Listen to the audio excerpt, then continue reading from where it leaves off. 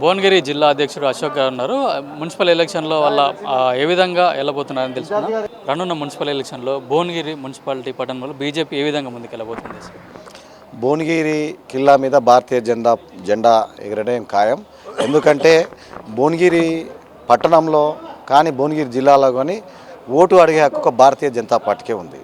ఎందుకంటే ఈ యొక్క భువనగిరికి మున్సిపాలిటీకి సంబంధించిన నిధులు కానీ, భువనగిరి యొక్క పర్యాటక కేంద్రం గుట్టకు వచ్చిన నిధులు కానీ, దగ్గరలో ఉన్న ఎయిమ్స్ కానీ, ఈ యొక్క యాదగిరిగుట్టకు రైల్వే సంబంధించినటువంటి రైల్వే కానీ, ఏ విషయంలో చూసుకో కేంద్ర ప్రభుత్వ నిధులతో ఈనాడు భువనగిరి అభివృద్ధి చెందింది. గతంలో ఉన్న బీఆర్ఎస్ పార్టీ కానీ, ఇప్పుడున్న కాంగ్రెస్ పార్టీ 2 సంవత్సరాలు అంటే 100 రూపాయలు అంటే 100 రూపాయలు కూడా మున్సిపాలిటీకి కేటాయించలేదు.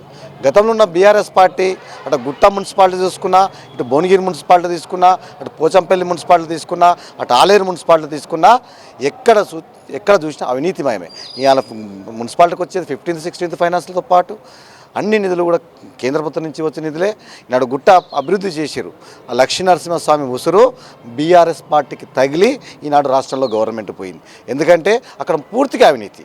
గుట్ట అభివృద్ధి పేరుతోని మన అసెంబ్లీ సమావేశాలు చూసినాం. ₹1 కోటి ఎస్టిమేట్ చేస్తే 10 కోట్ల నిధులు కేటాయింది. దానికి దాతరు లేదు, ఫిర్యాదు లేదు, కాగితం లేదు, కచ్చరం లేదు. అందుకే దేవుని సొమ్ము ఉసురు తగిన వాళ్ళు ఎవరు కూడా ఈనాడు రాష్ట్రంలో ఖచ్చితంగా కనుమరుగైపోతారు.